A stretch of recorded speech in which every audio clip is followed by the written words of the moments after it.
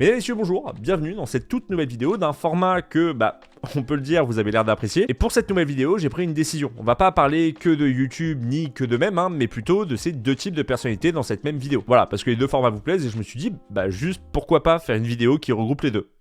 Ce serait beaucoup plus simple. Également dans cet épisode, il y aura un peu moins de cas, mais parce que vous allez le voir, j'ai quand même pas mal de choses à dire sur les cas dont je vais vous présenter aujourd'hui. Et également, je tiens à vous dire que je suis très content de cet épisode-là parce que la majorité des gens dont je vais vous parler dans cette vidéo m'ont répondu. Et d'ailleurs, si vous aimez ce type de contenu, n'hésitez pas à vous abonner. Voilà, juste je propose qu'on atteigne les 500 000 abonnés sur la chaîne, ce qui serait, on peut le dire, assez énorme. Et bref, ne perdons pas plus de temps, je vous présente juste le sponsor du jour et on pourra commencer. Et aujourd'hui, c'est Displate qui sponsorise cette vidéo. Displate, c'est un site qui propose des tableaux métalliques pour tous les goûts, avec plus de 2 millions de designs différents. Et passant de design de marque à des designs artistiques, bien forcément, certains y trouveront leur bonheur. D'ailleurs, pour les fans de Call of Duty, de Marvel, Star Wars ou encore Elden Ring, bien sachez que Displate les a comme partenaires, ce qui permet d'avoir une grande sélection par catégorie autour de ces univers. Et il propose également des collections avec de super paysages ou encore des inspirations japonaises que personnellement je trouve vraiment très cool. En plus d'être imprimé dans l'Union Européenne et d'avoir un délai de 4 à 5 jours ouvrés, installer son tableau est d'une extrême facilité. Il suffit de coller le papier de protection, coller l'aimant et hop, vous pouvez poser votre Displate. En plus d'être d'une très bonne qualité, il faut savoir que le fait d'avoir un système aimanté, cela vous permettra de changer à l'infini le Displate que vous voulez mettre au mur. Vous sentez du côté de l'Upside Down,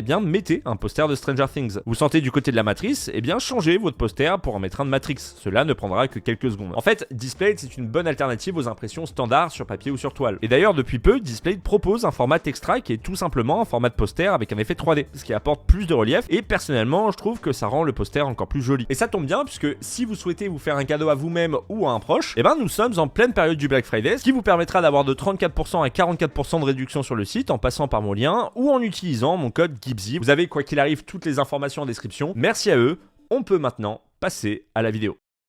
Alors accrochez-vous parce que maintenant on va parler de roller. Qu'auriez-vous envie de répondre à la question: connaissez-vous les rollers? Non, parce que à cette question, un certain Eddy va répondre ceci. Mais oui, c'est clair. Lorsqu'on parle de tout ce point de vue, c'est l'activisme vers ce qu'on appelle la dynamique des sports. Je vais maintenant vous parler du seul et unique Eddy Malou, le premier savant de toute la République démocratique du Congo. Et oui, parce que j'avais envie de savoir simplement ce qu'est devenu Eddy Malou après son buzz de 2003, et j'ai trouvé des choses sympas, mais aussi des événements un peu plus tragiques. Alors, pour nous, Eddy Malou, c'est devenu une star grâce au youtubeur Antoine Daniel. Salut, bande de soupe au vomi! Au cas où, c'était il y a 11 ans. Petit coup de vieux. Le 20 juin 2013, Antoine Daniel nous partage un nouvel épisode de son émission culte qui s'intitule What the Cut 25, cigarette, un savant et bonsoir. Dans cette vidéo, Antoine nous présente un gars qui a pas l'air de savoir fumer correctement, et ensuite... Mais oui, c'est clair. Eddy est immédiatement devenu culte en France après ce passage qui est simplement un extrait d'un micro-trottoir dont le thème était le roller. Un journaliste dit qu'il allait interroger des passants et une légende du net est née. Mais du coup, qui est Eddy? Eddy Malou se présente comme étant le premier savant auto-proclamé de son pays, la République démocratique du Congo. Ce qu'il aime, c'est défendre la Congo-lexicomatisation, les lois du marché propre congolais. Ça veut dire imposer la force vers l'ovanium, c'est-à-dire l'estime du savoir. Voilà, à part ça, on connaît pas grand-chose de lui, on sait même pas ce qu'il pense réellement du roller, et vu ce qu'il raconte à chaque fois qu'une question lui est posée, difficile d'en savoir plus sur lui. Mais il y a quand même une chose qui est sûre le concernant, il est quand même assez attachant. Maintenant que je vous ai présenté un peu Eddy Malou, qu'est-il devenu depuis son buzz en 2013? Faut savoir qu'il a une activité bien remplie, parce qu'il a complètement surfé sur son buzz jusqu'à il y a pas si longtemps. Alors juste avant de vous dire ce qu'il est devenu et quelles ont été ses apparitions les plus récentes,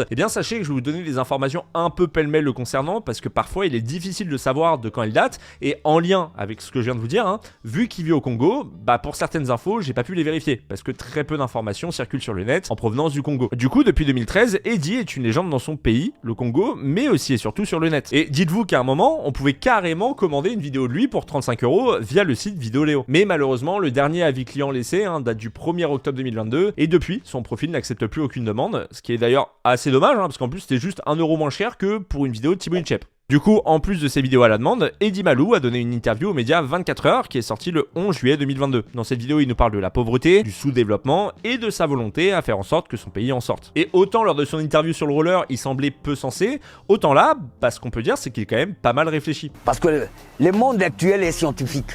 Les retards, on n'accepte plus, monsieur Jules. Moi, ça me fait mal de voir qu'au 3e millénaire, il y a des gens qui ne savent pas écrire leur nom. C'est grave. Il semble réfléchi quand on prend le temps de l'écouter, même si disons-le, de temps à autre, il nous sort un mot sur deux venu de nulle part. La québécoisationnalité. doit être au centre d'intérêt des TikTokationalisés. C'est-à-dire, là, je prends le monde entier. Autre fait d'armes dans son parcours, Eddie Malou a écrit un livre. Voilà, je vous jure, hein, d'ailleurs son titre, accrochez-vous, je vais essayer d'ailleurs de le dire en une seule fois, La congolexicomatisation du savant Eddie Malou. Et sans trop me vanter, j'ai réussi à le dire en une fois. L'objectif du savant, c'était de réussir à en vendre une trentaine d'exemplaires, entre 100 et 150 euros, afin de réussir à financer un tirage de 1000 exemplaires. Alors, je sais qu'il en a vendu quelques exemplaires, notamment lors d'un événement au centre culturel Wallonie-Bruxelles à Kinshasa. Mais bon, après, j'ignore s'il a réussi à en vendre plus par la suite. Mais au-delà des chiffres, de quoi parle son livre ? Eh bien, son livre de 200 pages met en avant sa philosophie sociale en mettant un accent sur l'agropastoral, le commerce extérieur, les ressources énergétiques et scientifiques, l'encadrement de la jeunesse, le recadrage des encadreurs et l'économie du développement. Voilà. Ça par contre ça m'a pris 17 prises. Ce titre est pourvu entre autres d'un glossaire de 180 mots édité à partir du manuscrit qu'Eddie Malou a lui-même écrit entre 2020 et 2022. Après j'ai trouvé que quelques pages qui ont été numérisées que je vous passe à l'écran. Quoi qu'il arrive je vous mets le lien en description si vous voulez en savoir plus. Alors certes Eddie s'est fait connaître sur YouTube mais il est absolument pas youtubeur. Enfin il a été question durant mes recherches d'une chaîne YouTube à plus de 5000 abonnés. Mais après impossible de mettre la main dessus donc on va dire qu'il n'est pas sur YouTube. En revanche... Ah oui, dès le départ, suivez-moi sur TikTok, plus 243, savant Eddie Malou. Je veux vous TikTokationaliser. Vous ne rêvez pas, il est officiellement sur TikTok, et ce qu'on peut dire, c'est qu'il cartonne quand même pas mal. Son compte a plus de 130 000 abonnés, et il est tout simplement le premier influenceur de République démocratique du Congo, mais aussi, comme nous l'annonce sa bio, le premier savant congolais et l'homme de la congolexicomatisation. Ouais, on peut le dire, il aime pas mal surfer sur ce buzz. Alors, il faisait pas mal de vues sur ses TikTok, qui sont en très grande partie soit des morceaux d'interview qu'il a donné ici et là, soit des vidéos facecam pour présenter son livre. Mais le hic, c'est que, depuis le 24 mai 2023, Eddie n'a plus rien posté sur ce compte. Mais alors, qu'est-il devenu ? Et surtout...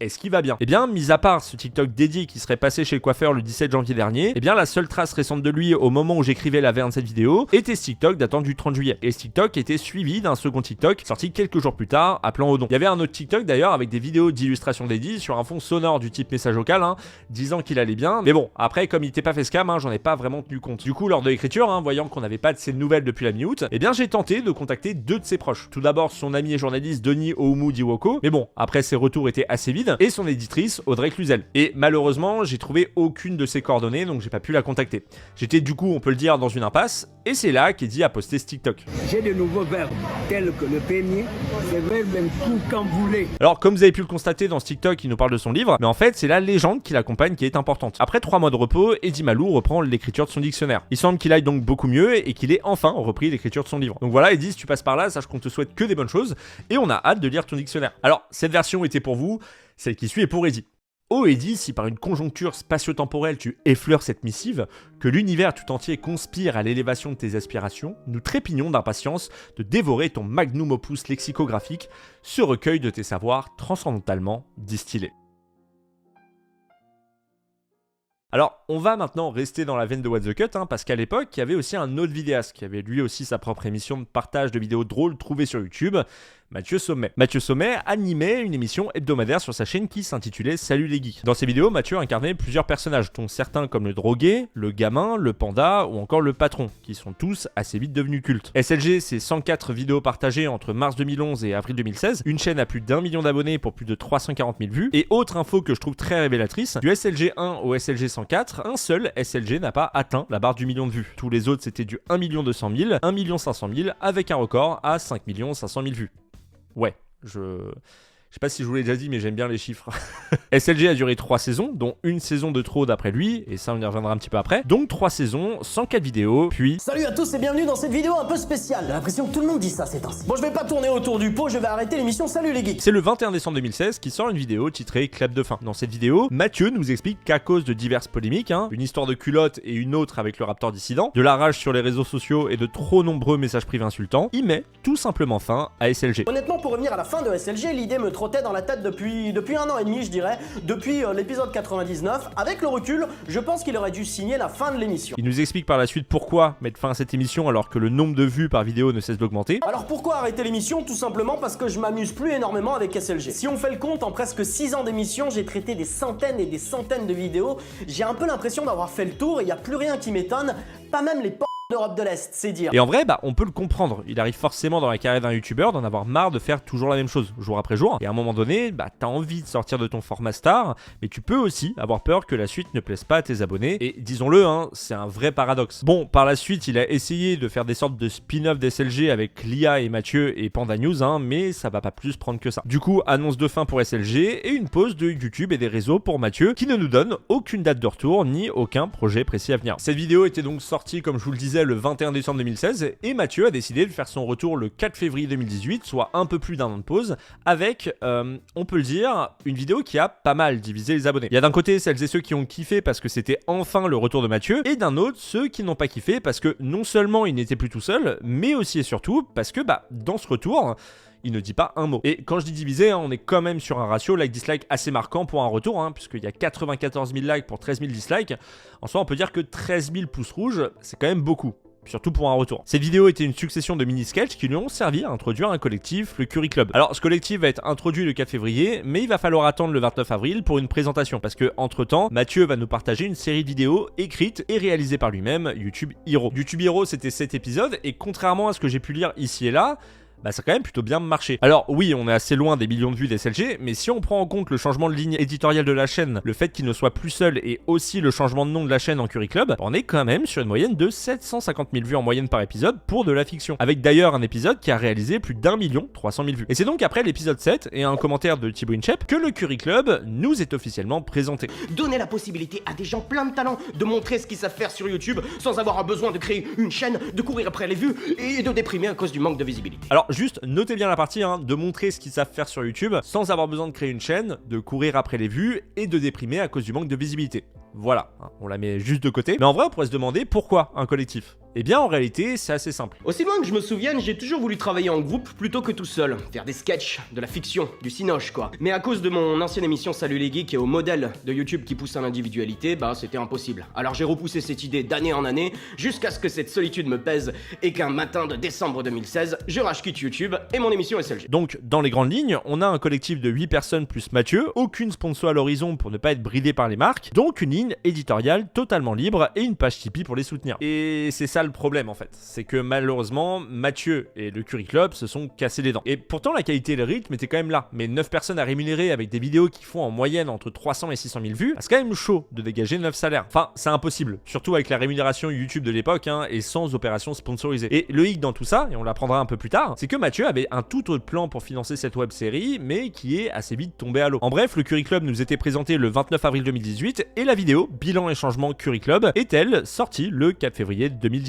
Et c'est là d'ailleurs qu'on va apprendre l'enfer financier qu'a vécu Mathieu et sans doute l'ensemble du collectif durant plus d'1 an. Le Curry Club sous sa forme actuelle va s'arrêter et continuer sur une autre chaîne. En revanche, sur ma chaîne qui s'appelait Mathieu Sommet et qui s'appelle Curry Club en ce moment, c'est un peu compliqué, mais ma chaîne en tout cas va redevenir Mathieu Sommet pour des projets perso que j'ai dans mes bagages depuis plusieurs mois. Alors pas d'embrouille, hein, le Curry Club va continuer sa route sans Mathieu sur une chaîne dédiée et finalement ils vont malheureusement avoir besoin de créer une chaîne, de courir après les vues et de déprimer à cause du manque de visibilité. La chaîne Curry Club, anciennement Mathieu Sommet, anciennement Salut les geeks, va de nouveau s'appeler Mathieu Sommet et chacun va tracer sa route de son côté. Salut mon pote. Mais alors pourquoi un tel retournement de situation? Eh ben, comme je vous le disais il y a quelques secondes, le plus dur à gérer, et ça Mathieu s'en doutait dès la création du collectif, c'est l'argent. Il n'y avait que des revenus YouTube et Tipeee, donc au bon vouloir des vues et des viewers et aucun placement de produit. Même si ça, hein, vous allez le voir, ils n'y ont pas pu échapper. Comme vous le savez, depuis avril 2018, après YouTube Hero, on a mis en place un Tipeee pour pouvoir se rémunérer et se professionnaliser. Mais le problème c'est que ça suffisait pas. Alors c'est pas du tout un reproche parce que vous étiez pas obligé de nous donner, mais ça suffisait pas. Et l'argent que j'avais mis de côté grâce à SLG a commencé de fondre de plus en plus mois après mois. Je suis arrivé pour ma part en tant que chef d'entreprise, on va appeler ça, c'est un chef d'entreprise, avec des factures qui s'accumulaient, des cotisations sociales, des impôts. Tu vois, tout ce genre de courrier qui s'amasse dans ta boîte aux lettres et que t'as trop pas envie d'ouvrir et que tu laisses pourrir 15 jours. Et à côté de ça, je devais m'occuper de la production, des réseaux sociaux, trouver des costumes, trouver des régies, jouer la comédie, écrire. Trop de trucs sur mes épaules. Et à un moment, vraiment, je me suis dit à moi-même, mais est-ce que t'es vraiment heureux d'être comme ça? Et je me suis dit, bah en fait, non, c'est trop, c'est beaucoup trop pour mes épaules. Et bref, la vidéo du bilan Curry Club étant sortie le 4 février 2019 et le premier épisode d'OVNI, sa nouvelle émission étant sortie le 11 mars 2021, Mathieu nous a donc laissé un peu plus de 2 ans sans aucune nouvelle. Et le hic, c'est que Mathieu est revenu avec encore un nouveau concept appelé Objet virtuel non identifié. une émission humoristique survitaminée au contenu absurde sous fond de musique flamenco. On va donc avoir 7 épisodes d'OVNI entrecoupés d'une FAQ vraiment importante et puis plus rien. Alors avant de parler du plus rien, on va revenir quelques instants sur ces FAQ parce qu'en vrai, on apprend plein de choses importantes sur son sujet. Comme par exemple l'arrêt de SLG. J'ai tout entendu. Et non, en fait, la vérité, elle est beaucoup plus simple que ça. C'était une rupture, mon pote. Et en fait, quand ça s'est arrêté, j'ai un peu perdu le fil. J'ai complètement craqué, en fait. Et d'ailleurs, ça s'est vu dans les derniers SLG, je trouve. Et même, on me l'a dit, en fait, personnellement, que sur les derniers SLG, mec, t'as l'air un peu colère. Il y a moins d'humour et il y a plus d'invectives. Un type triste, il a plus trop envie de faire de l'humour, en fait, en règle générale. Mais il va aussi évoquer son clash avec le Raptor. Il y a plein de gens qui m'ont forcément posé la question, le truc avec le Raptor, tu vois. Genre, j'ai fait un clash à l'époque, mais genre, j'étais tellement con que j'ai fait un clash. Moi, je suis pas le genre de type qui fait des clashs. Et en fait, moi, à cette époque-là, j'étais tellement en mode colère, que en fait, j'ai fait des mauvais choix de vie. Mais c'est pas grave en fait, ça arrive à tout le monde et c'est la vie quoi. Et tout ça va finir par une volonté de s'éloigner du monde d'internet et apparemment ça ne va pas l'aider à aller mieux. Plutôt que d'aller voir quelqu'un genre de type médecin pour aller mieux, en fait je suis allé voir quelqu'un de type barman pour aller mieux. Ouais c'est con dit comme ça, mais les humains sont cons des fois. Moi le premier.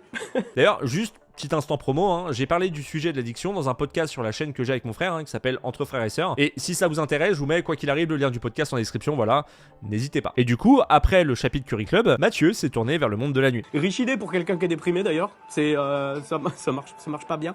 Mais bref, du coup, je suis allé dans le milieu du bar et le fait de travailler avec des gens, d'avoir des collègues hyper cool, ça m'a tiré vers le haut. Alors au-delà de son ressenti sur son vécu sur YouTube, il y a une question concernant Twitch à laquelle il va répondre et dont je juge personnellement la réponse vraiment intéressante. Ouais, peut-être un jour, oui, après je ferme pas la porte, mais j'ai vu qu'il y avait beaucoup de mes anciens collègues de YouTube qui sont partis sur Twitch.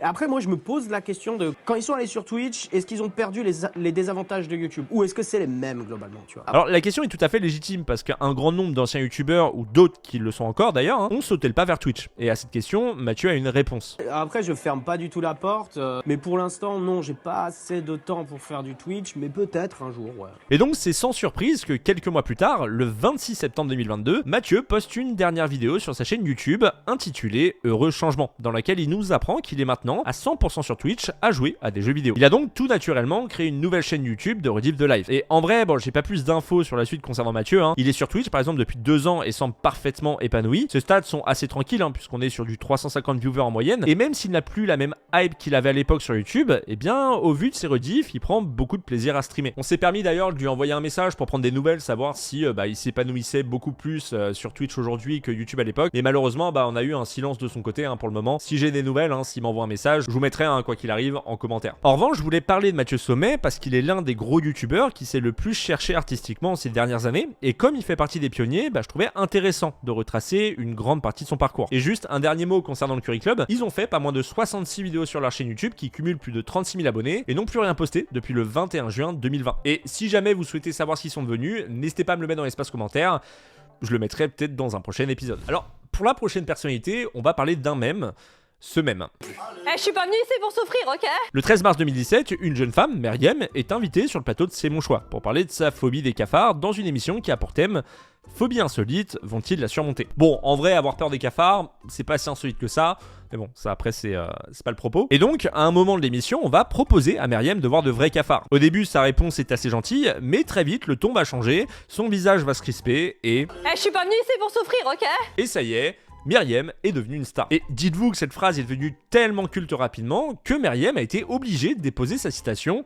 Je suis pas venue ici pour souffrir, ok? Alors, je vous vois déjà venir en me disant, ouais, elle le fait pour se faire de la thune et capitaliser dessus, mais en fait, c'est pas exactement ça. Que ce soit Mbappé avec son fameux le football, il a changé. ou Nabila avec son fameux Non mais allô quoi. eh bien, sachez qu'ils sont obligés de déposer leur citation. Alors, pas spécialement pour se faire de l'argent, mais plutôt pour éviter que d'autres ne s'en fassent sur leur dos. Et c'est d'ailleurs ce que Meriem a expliqué. J'ai déposé ma phrase car j'ai vu plusieurs enseignes l'utiliser parce que ça fait de la pub. J'étais obligé. Bref, énorme buzz, des détournements dans tous les sens, un passage sur NRJ12, et quelques mois plus tard, le 20 septembre... Meriem est avec nous. Allez, nouvelle. Alors Meriem, merci d'être là. Ça va bien? Si, je vous jure, elle est... Elle est bien devenue chroniqueuse de TPMP. Mais après, rassurez-vous, hein, ça n'a pas duré bien longtemps. Mais alors, qu'est devenue Meriem Benoît? Eh ben, j'ai su par hasard, en me baladant sur Instagram, qu'elle est humoriste. Et je l'ai su parce que, en fait, elle a littéralement cartonné sur Instagram et sur TikTok. Elle fait des millions de vues sur Instagram, des millions de vues sur TikTok, où elle poste des passages de ses sketchs, mais également, il faut savoir qu'elle a rejoint la troupe du Jamel Comedy Club en 2023. Et comme spécifié sur sa bio Instagram, elle se produit tous les vendredis et samedis à Paris, à l'Apollo Théâtre. Mais sachez que c'est pas tout, puisque Meriem est aussi en tournée dans toute la France, courant 2024 et 2025. Et en vrai, chapeau, parce que moi, j'en étais resté à ce même que je pensais créé par une personne qui était sûrement retournée dans l'anonymat. Et en fait, non, elle a réussi à avoir carrément une seconde carrière. Et elle cartonne encore plus que le moment où elle était devenue un mème. Et juste pour ça, chapeau bas, hein. Et si tu vois cette vidéo, Meriem, bon courage pour ta tournée. Maintenant, je vais parler d'une youtubeuse. Et pas n'importe quelle youtubeuse, puisque je vais vous parler d'une femme qui a décidé, du jour au lendemain, de totalement arrêter YouTube et les réseaux sociaux. La chaîne d'Emma Dolly, c'est une chaîne qui a été créée par Emma en 2012. Emma va donc décider de prendre la voie du make-up. Mais il y a quand même une petite différence entre la chaîne d'Emma et les autres chaînes de make-up, c'est le fait que c'est pas quelqu'un qui se prend au sérieux, c'est quelqu'un qui aime déconner, puisque plus les années vont passer et plus on va trouver des influenceuses qui se prennent énormément au sérieux, en oubliant même par moments d'être transparentes envers leur communauté. Je sais qu'aujourd'hui on est habitué à voir les youtubeuses être très transparentes. Et oui, je mets des guillemets, hein, puisque pour certaines c'est de la fausse transparence pour attendrir leur image, mais à l'époque c'était le contraire. Il fallait montrer une très belle image de soi pour montrer aux gens qu'on vit une vie de rêve. Mais pas Emma. Emma, elle aime être transparente envers sa communauté. Et bref, plus les années vont passer et plus elle va varier son contenu. Il va y avoir des tests de produits, des vlogs, des vidéos où elle répond à des questions. Et ce qui est intéressant avec cette chaîne, outre le fait qu'elle est assez décalée, c'est le fait que c'est une femme qui s'est expatriée aux États-Unis. Donc vous en doutez, hein, le fait d'avoir une youtubeuse qui nous montre des produits américains qu'on ne connaît pas, nous fait des vlogs de sa vie là-bas, eh bien ça plaît beaucoup. Elle va réaliser en moyenne 2 vidéos par semaine et sa chaîne va petit à petit gagner en popularité jusqu'à taper la barre des 400 000 abonnés en 2019. Alors à partir de 2019, sa chaîne va commencer à diminuer en vues et en vrai, quand on y pense, c'est assez logique puisque plus les années vont passer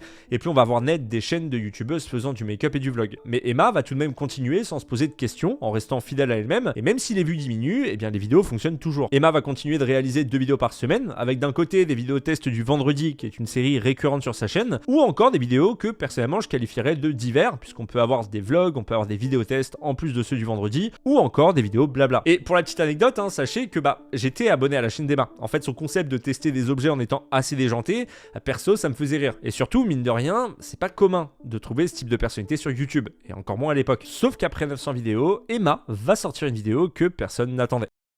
Bah voilà, je me casse, tout bonnement. Ça fait vraiment plusieurs mois que j'ai réfléchi, j'ai pas décidé d'arrêter YouTube comme ça du jour au lendemain, ça fait plusieurs mois que je me pose les questions, tout ça. Dans sa vidéo de 24 minutes, elle va expliquer la raison du pourquoi elle décide de quitter les réseaux. Elle va expliquer qu'en s'installant dans ce confort, elle a fini par se perdre et que ne pas avoir à charbonner pour gagner autant, eh bien ça l'ennuie. Elle ne veut pas faire un travail qui n'est pas dur, ce qu'elle veut, c'est avoir cette impression de mériter l'argent qu'elle gagne. Mais surtout, et ça pour le coup c'est compréhensible, eh bien elle ne ressent plus d'adrénaline dans son métier. Et pour certains, l'adrénaline, le stress, eh bien c'est quelque chose qui les motive. Et ce qu'elle va expliquer, c'est que le Covid a été le moment où elle a tout remis en question. C'est une période qui m'a énormément angoissée et j'ai vu en fait la mauvaise partie des réseaux sociaux. C'est là où j'ai commencé à beaucoup être sur Instagram, à scroller, vous savez ce fameux scroll de vide comme ça où tu te rends pas compte mais tu passes 1 heure à regarder du vide, complètement du vide. Et je me suis rendu compte qu'avoir trop, voire trop d'informations que j'ai pas spécialement envie de voir, eh ben je suis pas prête, moi je processe pas bien les choses, voilà, et ça me dépasse. Et c'est en se rendant compte que non seulement elle perdait son temps sur les réseaux pour rien, mais en plus elle voyait des posts anxiogènes qui avaient un impact sur sa santé mentale,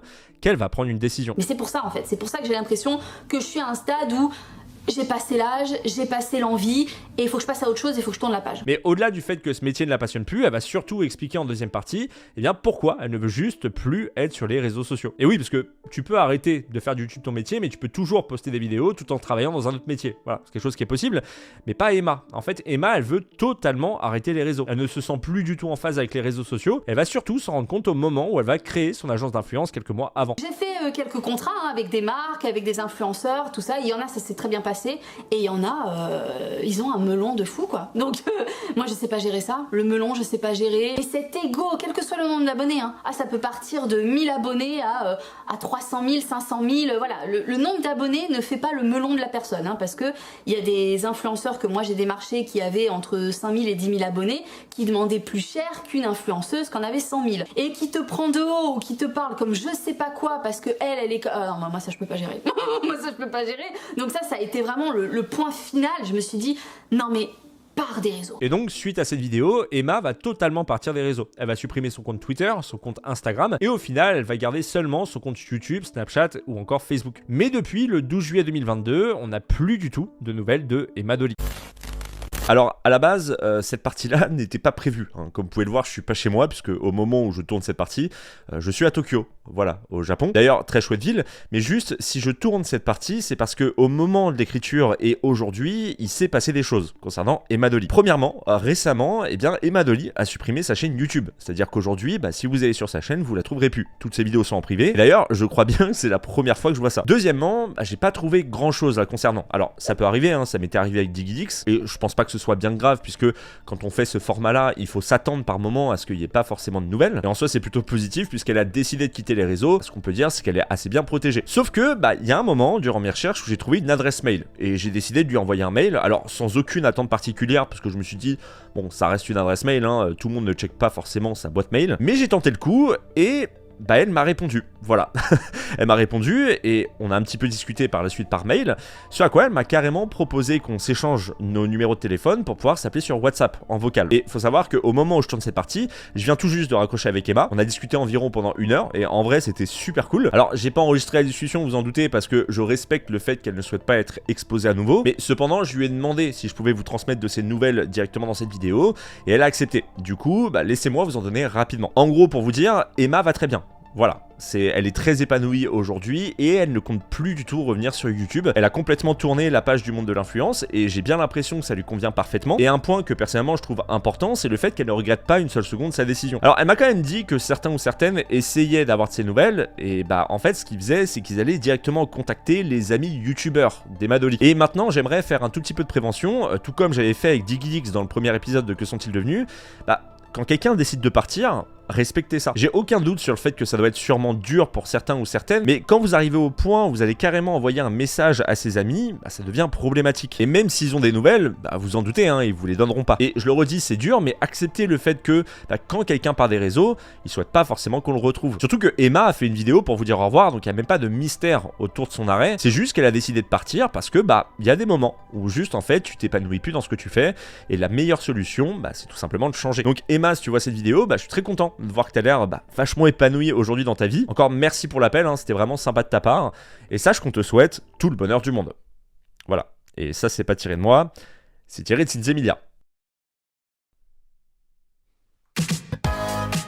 Alors là, je pense que ça rappelle pas mal de souvenirs à certains. Lollywood, c'était un collectif composé de 3 potes, Choupa, Hugo et Manu. Et bien entendu, Winston le chat. L'humain ne se respecte pas, il nettoiera votre caca. Enfin, au début, c'était seulement Hugo, Manu et Winston, et c'était pas Lollywood, mais plutôt Wonderfuls. Là, je vous parle d'un collectif qui a commencé les vidéos sur YouTube il y a maintenant plus de 10 ans. Et donc, comme je vous le disais, au début, c'était seulement une chaîne qui mettait en scène Hugo et Manu. Et il n'a pas fallu longtemps pour arriver voir Choupa, puisqu'il arrive dès la 3e vidéo. Et très vite, le côté frais de leur sketch et leur écriture vont faire de Wonderfuls l'une des chaînes les plus inventives du YouTube français. En un an, on a eu 59 vidéos, pas moins de 816 000 abonnés pour plus de 139 millions de vues. Dites-vous d'ailleurs qu'il n'y a pas un seul de leurs sketchs qui est en dessous du million de vues. Et puis d'un coup, plus rien. Enfin, plus rien sur Wonderfuls, parce qu'une nouvelle chaîne est créée pour accueillir leurs sketchs, la chaîne Lollywood. Alors en soi, c'est plus ou moins la même chose, on peut y voir des sketchs, et même le concept de versus qui était sur Wonderful se retrouve sur Lollywood. Mais alors, pourquoi ce changement ? Il va nous être expliqué, non pas sur la chaîne de Wonderfuls, ni sur celle de Lollywood, mais sur celle de Manu, mais pas trop d'eux. Wonderfuls, en fait, ça ne nous appartenait pas. Il fallait qu'on gère avec des gens et tout, et en fait, on n'a juste pas réussi à trouver d'accord. Bon,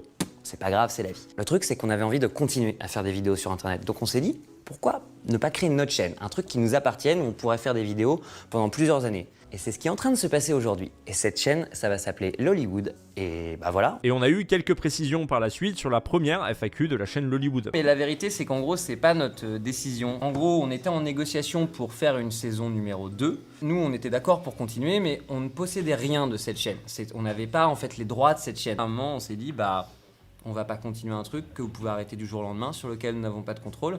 Alors que c'est notre image, c'est nous qui faisons les vidéos et tout. On a trouvé des gens qui nous proposaient un deal de ce type en disant voilà, on vous laisse totale liberté. Alors j'ai pas trop fouillé pour savoir à quelle boîte de production appartenait Wonderfuls, mais le fait est que ça y est, Choupa, Hugo et Manu ont enfin leur propre chaîne à eux. Enfin, Pas tout à fait. Encore une fois, c'est un peu plus compliqué que ça, hein, parce que si vous ne le saviez pas, et pourtant c'était annoncé dès leur début, la chaîne Hollywood a pour intérêt de diffuser des sketchs qui sont produits par une boîte de production qui produit pour la télé, et en l'occurrence là, c'était pour D17.tv, qui d'ailleurs cette chaîne, pour ceux qui se demandent, c'est devenu C-Star par la suite. Du coup, l'ensemble de leurs sketchs est produit pour la télé par la boîte de production Outsider, et ça pour le coup on en parlera un petit peu plus tard, et on pouvait les retrouver une fois par semaine, à la fois sur YouTube et à la fois sur D17.tv. D'ailleurs, c'est en étant produit pour le groupe Canal+, puis TF1, qu'ils ont pu avoir une liberté totale de création, mais aussi, on va pas se cacher, avoir la thune nécessaire pour produire leurs sketchs, parce que forcément, des sketchs ça coûte quand même assez cher. Je vais vous la faire courte, mais après un prime sur TMC, puis un second toujours diffusé sur TMC, puis sur YouTube en juin 2022, plus rien. Mais genre, vraiment, silence radio. Dites-vous que leur dernier post communautaire sur leur chaîne YouTube date de la diffusion de leur dernier sketch. Et d'ailleurs, ils annonçaient le futur projet. Et là encore, ne vous inquiétez pas, on y reviendra un petit peu plus tard. Mais alors, où sont passés Choupa, Hugo et Manu depuis le 26 juin 2022 ? Juste pour dire, quand même, ils ont abandonné une chaîne YouTube à plus de 3 millions d'abonnés et 1,2 milliard de vues. Alors, le post le plus récent que j'ai trouvé les concernant, date du 2 juillet 2024. Il s'agit tout simplement d'un post visant à contrer le Rassemblement national aux dernières législatives. Bon, aucun mouvement en 2 ans et revenir avec ça, j'espère qu'ils étaient bien armés.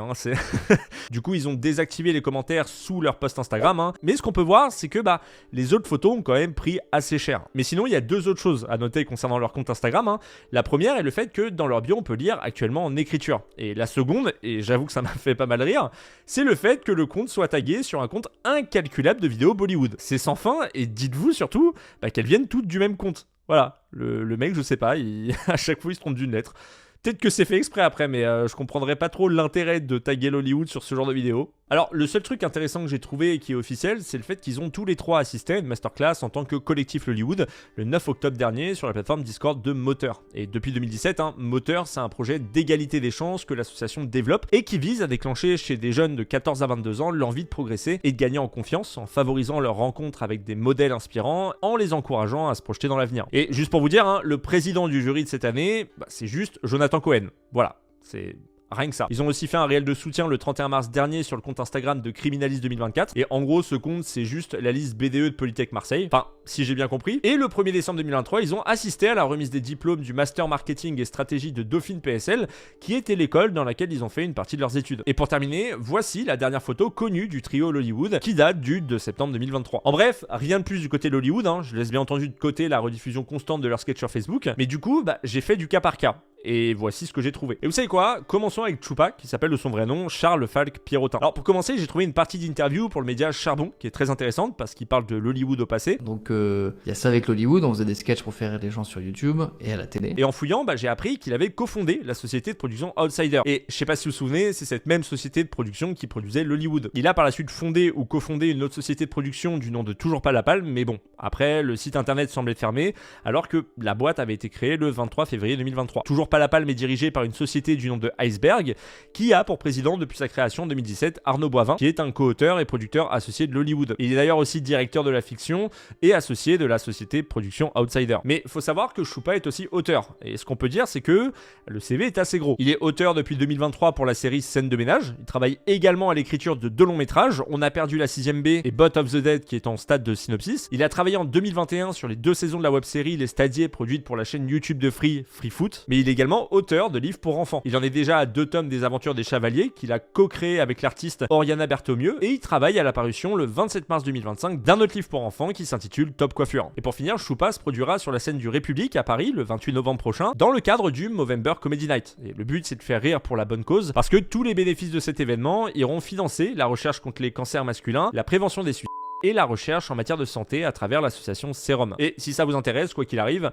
eh bien je vous mets le lien en description. Maintenant, passons à Hugo, de son nom complet Hugo Marchand. Alors, concernant Hugo, j'ai trouvé son CV complet sur le site Time Art, qui est l'agence qui le représente, tout simplement. Et si j'en crois son CV sur leur site, il n'a rien fait depuis 2022 avec l'arrêt de l'Hollywood. Alors du coup, j'ai continué mes recherches, et j'ai quand même trouvé quelques petites choses. Mi-octobre 2022, il a tourné avec Laura Demange, qu'on voyait d'ailleurs pas mal dans leur sketch Hollywood. Et bon, j'ai malheureusement rien trouvé concernant cette potentielle vidéo. Il a également tourné en 2023 dans le court-métrage Le 13e entretien, dans le cadre du Nikon Film Festival. Il joue aux côtés d'Elliot Doyle, et son nom vous dit peut-être rien, mais faut savoir qu'il est quand même l'auteur et interprète d'un sketch assez culte sur TikTok, celui-ci. Oh comme ouais, c'est Michel, tu donnes pas de nouvelles, on peut pas te faire confiance. E comme écureuil. Ouais. Elle comme ouais, c'est Michel. Tu donnes pas de nouvelles, on peut pas te faire confiance. Oui. Et comme écoute, quand je t'appelle les mots, trou du cul. Et depuis ce court-métrage, eh ben plus rien. Il est apparu dans une vidéo pour le média Brut pour relever un défi écologique en juillet 2024, mais rien du côté du professionnel. Bon, il a quand même une boîte de production, la Cogip, qu'il a créée en 2017 et qui est actionnaire des boîtes Outsider, et toujours pas la panne de Choupa. Alors du coup, j'ai encore plus fouillé et j'ai trouvé un truc. Sa dernière apparition sur YouTube date du 10 septembre 2024 sur la chaîne du Crédit Agricole. Hugo fait des micro-trottoirs dans le cadre d'une série qui s'appelle Casting Piéton. L'objectif de ce projet, c'est de renforcer la légitimité du Crédit Agricole pour parler des enjeux quotidiens d'une cible 18-34 ans. Et en fait, ce projet est produit par la société de production Outsider. Et je sais pas si vous vous souvenez, mais du coup, c'est la boîte de production de Choupa. Donc, en gros, pour résumer, Hugo travaille actuellement à animer des micro-trottoirs sur la chaîne du Crédit Agricole en étant drivé par la société de production de Choupa. Et bref, maintenant, laissez-moi vous parler du dernier du trio, Manu. Alors, la dernière photo qu'a posté Manu sur son compte Instagram date du dernier jour de tournage qu'a effectué l'Hollywood. Faut savoir que j'ai aussi trouvé cette photo d'un certain Luc prise gare Saint-Lazare le 20 octobre 2023, mais bon, en soi, on peut dire que c'est sans grand intérêt, si ce n'est qu'il a sans doute piqué le café d'une certaine Camille. Voilà, on a fait des grosses recherches. Il a également participé le 10 octobre 2022 à une vidéo pour la journée de sensibilisation à la santé mentale. Il a aussi réalisé le montage d'une vidéo humoristique pour la comédienne Sophie Imbeau. Et pour être tout à fait honnête, j'ai vraiment eu beaucoup de mal à trouver des informations concernant Manu. Alors, du côté administratif, il a fondé une boîte de prod en 2017 qui est toujours active et qui s'appelle Fougueusement Prod, et qui semble être elle aussi actionnaire de la boîte de prod de Choupa, qui est Outsider, ainsi que de Toujours pas la palme. Mais côté comédie, j'ai rien trouvé. Et en fait, pendant l'écriture, je pensais ne plus rien trouver d'autre concernant l'Hollywood, que ce soit en tant que collectif ou en tant que personne. Mais en fait, j'ai trouvé plein d'autres infos et pas mal d'exclus. On a tout simplement contacté celui des trois qui est le plus actif sur Instagram, Hugo, pour lui demander des nouvelles et savoir comment serait l'avenir pour le trio. Et en fait, faut savoir qu'il nous a laissé un vocal de plus de 6 minutes. Voilà. Et plutôt que de le paraphraser, eh bien, voici quelques extraits. On avait fait un deuxième prime pour l'Hollywood sur TF1 et TF1 nous a proposé d'en faire un troisième, mais on a refusé parce que en fait, ça faisait 200 sketchs qu'on faisait, ça faisait 8 saisons qu'on bossait là-dessus. On avait marre d'écrire du format court, en tout cas à l'époque. Voilà, Manu et Choupa venaient d'avoir leur premier enfant. On était un peu moins soudés, bien que étant toujours meilleurs potes et tout. Et on s'est dit, vas-y, là, si on va faire un troisième prime, on va faire de la merde, donc autant arrêter. Sachant qu'en fait, nous, on a commencé, on a fait que ça de notre vie, quoi. On s'est rencontrés à la fac, on a écrit des sketchs à la fac, on les a montrés devant des étudiants, ils rigolaient. Et puis en fait, on s'est jamais quitté, on avait écrit que des sketchs. Et voilà, donc on avait vraiment fait que ça de notre vie. Donc on voulait se tester autre chose. Moi, j'ai voulu commencer à écrire mon premier film. Un an, je suis retourné à l'école. Bizarrement. Je suis retourné à la FEMIS, qui est une école de ciné, pendant 1 an et demi. Et ils m'ont aidé à écrire mon premier film. Donc là, j'ai une première version de mon premier film. Et Manu, en fait, lui, c'est le cerveau d'Hollywood. Donc lui, lors des questions qu'on arrête l'Hollywood, et nous non plus, on n'a jamais, en fait, arrêté d'écrire, on n'a jamais arrêté de parler l'Hollywood. C'est juste qu'on avait arrêté les sketchs et pendant toute cette durée-là, on a recréé une boîte. Et là, on est tous les 3 plus 1, Arnaud, qui est notre co-auteur historique, notre meilleur ami historique, etc. On s'est barré, on a créé une boîte qui s'appelle Toujours pas la palme. Et cette boîte détient l'Hollywood. Et là, en fait, depuis 1 an, on bosse sur un potentiel prochain film l'Hollywood. Donc, tu vois, on a plusieurs idées, on écrit des trucs, on les efface, etc. Mais en tout cas, l'Hollywood n'est pas mort. Pour l'instant, c'est pas sous forme de sketch ou quoi. On a envie d'écrire des choses plus longues. On écrit tout ça. On se voit, nous, on se voit genre 2-3 jours par semaine. Ce qui est compliqué dans le prochain film d'Hollywood, c'est qu'on est quand même 4, qu'on a 4 personnalités différentes. Par rapport à l'Hollywood, les sketchs, où il y avait sur 200 sketchs, l'avantage c'est que tu pouvais en faire un qui était plus l'humour d'un tel ou quoi. Donc c'est pour ça que c'est un peu plus long, mais ça c'est notre objectif principal à tous. Et en parallèle de tout ça, on écrit en ce moment, tous les 3, Manu, Choupa et moi, sur un film qui sera pas un film Hollywood, donc c'est un film dans lequel a priori on va pas jouer. Mais ça je peux pas trop en dire, puisqu'on est sous contrat. Donc non, nous ne sommes pas morts, nous ne sommes pas... chacun dans notre coin, l'un qui a ouvert sa fromagerie, l'autre sa boutique de fleuriste et l'autre qui dans le métro. On bosse toujours tous les 3 et d'ailleurs voilà, le but c'est que on écrit notre film et qu'on le tourne et qu'il sort. Évidemment on accompagnerait tout ça d'une nouvelle saison de sketch. Mais aujourd'hui quand on écrit, ce qui est vraiment chouette c'est que je pense qu'on a vraiment le sentiment de se retrouver comme avant, quoi. Et on est comme des gamins, on a retrouvé nos yeux d'enfant qu'on avait perdu, on dirait, il y a ces 2-3 dernières années. Donc voilà. Donc la conclusion, c'est que l'Hollywood n'est pas mort, mais il n'a pas encore ressuscité. Voilà les amis. Ah, et également pour finir, on lui a aussi demandé des nouvelles du 4e membre de Wonderfuls, mais aussi de l'Hollywood, le chat Winston. Et voici ce que nous a répondu Hugo. Il va bien. Me voilà rassuré. Ah non, en fait, il est mort. Bon, me voilà plus du tout rassuré. Non, je déconne, en fait, il est vivant. Voilà, c'est...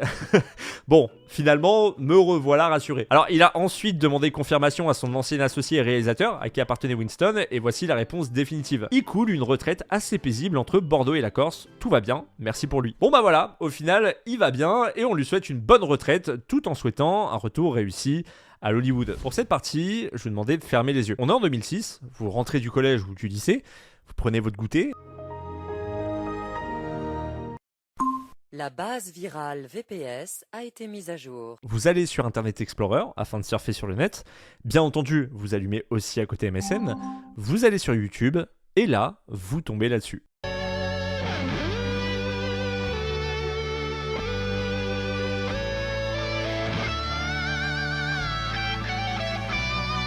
Ouais, on peut le dire, ça fout un peu des frissons. D'ailleurs, vous savez que j'aime dans mes vidéos vous filer un peu des coups de vieux. Et ben sachez que cette vidéo a plus de 18 ans. Ça veut dire que certains qui regardent ma vidéo là, vous n'étiez pas nés quand elle est sortie sur YouTube. Voilà. Alors, Matrach, de son vrai nom Mathieu Rachmadja, fait partie de cette catégorie de youtubeurs qui fait des reprises de morceaux connus à la guitare. Et je voulais absolument vous en parler parce que à cette époque, enfin plutôt en 2008 parce que j'avais pas internet avant, hein, je vivais à la campagne, mais à cette époque, j'étais un énorme fan de ce type de contenu sur YouTube. Bien entendu, avant de tomber sur Gotaga, Monsieur le V12, Diablo X9 ou encore Wartech en 2010. J'adorais me poser et regarder ce qu'on appelle des guitares héros. Par exemple, en plus connu, il y avait Steve Vai et son morceau For the Love of God avec un orchestre derrière, version complètement incroyable, ou encore mieux, quand il te fait son morceau I Know You're Here avec une guitare à 3 manches.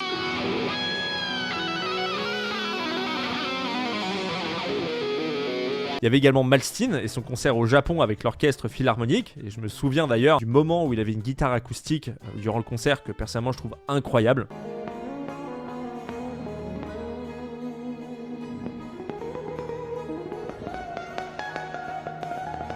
J'ai tellement écouté cette version. Ou encore Paul Gilbert et son morceau Scarified où il joue en tenue d'astronaute.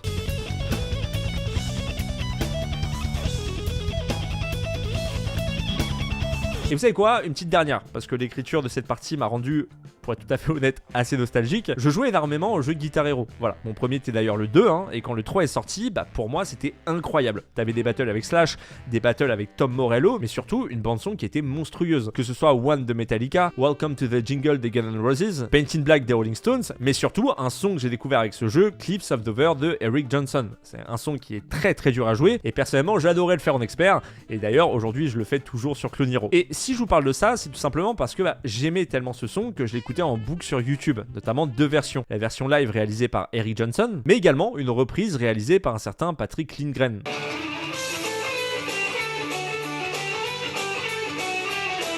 Et là, pour le coup, on peut pas faire plus youtubeur des années 2000, hein, le style mécheux dans un bureau avec des dossiers en arrière-plan, le son en haut-parleur, hein, ça, disons-le, ça change des lampes RGB et des micros SM7B. Et justement, j'en profite qu'on soit presque à la fin de vidéo pour là vous proposer de me dire tout simplement quelle a été pour vous la période importante sur YouTube. Voilà, peut-être que certains, c'est 2010, d'autres c'est 2015, 2016. Bref, faites-vous plaisir. Mais pour moi, les reprises de musique à la guitare ont été sur YouTube une importante partie de ma vie. Hein. Et encore là, dites-vous que, forcément, pour que ce soit pas trop long, j'ai pas pu vous partager tous les artistes que j'ai découvert à cette époque. Et donc parmi tous ces artistes, Matrach a fait partie de ceux que j'ai découvert tôt, à partir de sa reprise de Canon Rock de Jerry C, qui vient à la base du canon de Pachelbel. C'est accompagné de sa guitare, qui est d'ailleurs, si vous vous demandez, la guitare signature du guitariste Steve Vai, une Ibanez JUM 7VP, qui va jouer des morceaux cultes devant sa caméra en une fois. Et oui, parce qu'à l'époque, les cuts, on connaissait pas sur YouTube. Quand tu jouais une musique, tu devais la faire du début à la fin sans t'arrêter, mais surtout sans te rater. Et d'ailleurs, j'imagine pas la frustration que ça devait être de devoir tout recommencer juste pour une fausse note. Voilà, surtout dans un morceau comme celui-ci. Et la chaîne de Matrach, mine de rien, pour l'époque, va bien fonctionner, puisque par exemple, sa reprise de Canon Rock va faire en moins d'un mois plus de 50 000 vues. Et aujourd'hui, cette vidéo comptabilise pas moins de 20 millions de vues. Suite à succès, ça va aller assez vite pour lui. Il va faire des lives pour jouer ses propres musiques avec son groupe. Il va se faire interviewer dans quelques radios, des journaux, mais aussi, en plus de jouer dans l'édition spéciale, qui est une émission sur Canal+,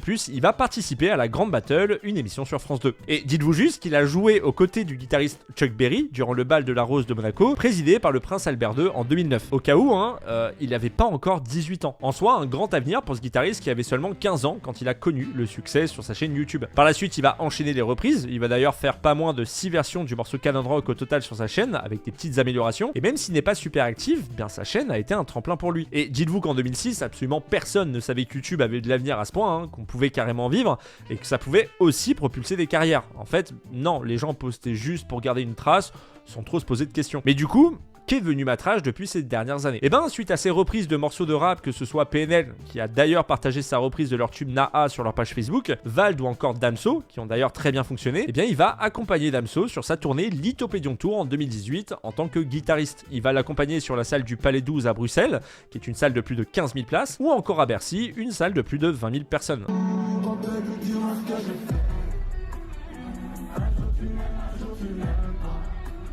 Alors dites-vous que le mec passe d'un gars tranquille qui joue dans sa chambre avec une caméra et qui filme en 160p à un mec sur scène qui joue devant plus de 20 000 personnes. En vrai, c'est incroyable quand on y pense. Et en parallèle, il a un autre projet, c'est de créer à partir de 2013 son groupe du nom d'Atmospheres, qui est un groupe au style rock progressif. Et d'ailleurs, pour la petite anecdote, il est bassiste dans ce groupe. Voilà, il n'est pas guitariste. Ils vont créer pas moins de 3 albums, ils vont même faire des concerts, même si avec ce groupe, Mathieu semble assez discret, puisqu'on le voit que très peu, à un tel point que, personnellement, je croyais même qu'il avait arrêté avec ce groupe. Alors, le groupe joue toujours, d'ailleurs, un 4e album est en route, avec quelques singles, pour le moment, qui sont balancés.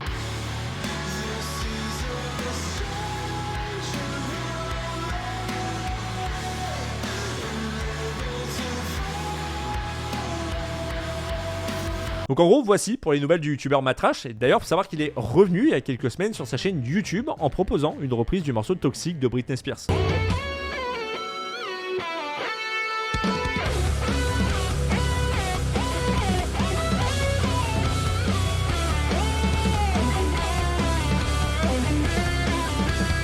Alors je me suis quand même permis de lui envoyer un message sur Facebook parce que j'ai pu voir qu'il était quand même pas mal actif. Juste savoir si tout va bien, s'il a des projets, etc. Et je suis très content parce que il m'a répondu en me disant un peu ce qu'il était en train de faire. Et surtout il m'a expliqué ce qu'il comptait faire dans le futur. Et du coup laissez-moi vous dire ce qu'il m'a écrit. Depuis 2008 il s'est en effet passé pas mal de choses pour moi. La dernière cool remonte à 2018 où j'ai eu la chance de faire la tournée Lithopédion Tour sur scène avec Damso. C'était complètement fou. Depuis j'ai fait une pause nécessaire en fin 2021 jusqu'en octobre dernier où j'ai repris le service. J'ai pas mal de trucs à sortir pour les mois qui viennent. Des reprises et des compos comme j'ai pu le faire durant toutes ces années. Les batteries sont rechargées. Je me suis fait hacker ma page Facebook et mon compte Insta en 2022. Donc c'est une reprise un peu particulière, mais le kiff est présent plus que jamais. Il y a toujours quelques abonnés intéressés et ça c'est vraiment cool. Je suis également dans 2 groupes. Atmospheres, groupe dont je vous ai présenté juste avant, et Boiler, qui est un tribute à Limp Bizkit. On fait quelques lives, c'est cool, on s'amuse bien. Depuis 2 ans, je bosse sur le côté, fini la pression des chiffres et des finances. J'ai l'impression de revenir aux sources de ce qui m'a tant plu à mes débuts sur YouTube. Il n'y a plus que la passion qui importe et c'est un équilibre indispensable à mon bien-être. Donc voilà, quoi qu'il arrive, je vous mets tous les liens en description si vous voulez écouter. Pour le coup, j'ai un petit peu écouté Atmospheres justement pour la vidéo parce que je m'intéressais justement à ce qu'ils faisaient et c'est vachement sympa. Ils ont une page Spotify mais également une page Instagram. N'hésitez pas si vous voulez donner de la force. N'hésitez pas également à le suivre sur YouTube puisque comme il l'a écrit, il compte bien revenir. Donc voilà, en tout cas Mathieu, si tu regardes cette vidéo, merci beaucoup pour tes retours, merci pour ta réponse. Franchement, je suis toujours surpris de me dire, voilà, je regardais cette personne en 2008 quand j'étais vraiment jeune, quand j'étais genre au lycée. Et là, j'ai plein d'informations de sa part, franchement, je sais pas, moi ça me surprend toujours de me dire que les gens que je suivais avant, aujourd'hui, je suis capable de leur parler sans problème. Bref, je suis trop content, merci beaucoup. En tout cas Mathieu, je te souhaite vraiment le meilleur dans tes projets. J'espère que tout arrivera à se concrétiser et surtout tout se passera pour le mieux. Et j'ai pas de fin à cette phrase. Merci à toi. Voilà. En tout cas, merci d'avoir regardé cette vidéo jusqu'au bout. Voilà, j'espère sincèrement qu'elle vous a plu. Pour être tout à fait honnête, j'ai adoré la faire parce que cette fois-ci, on a vraiment eu des réponses pour la majorité et des personnalités dont je vous ai parlé dans cette vidéo. Donc, je suis vraiment très content. Encore une fois, merci énormément à Displate qui a sponsorisé cette vidéo. N'oubliez pas que vous pouvez avoir entre 34% et 44% de réduction sur le site en passant par mon lien ou en utilisant directement mon code Gibzy. Donc, si vous voulez profiter du Black Friday, n'hésitez pas. Quoi qu'il arrive, tous les liens sont en description. Il est temps pour moi de vous laisser. Prenez soin de vous, profitez de la vie. C'était Sir Gibzy.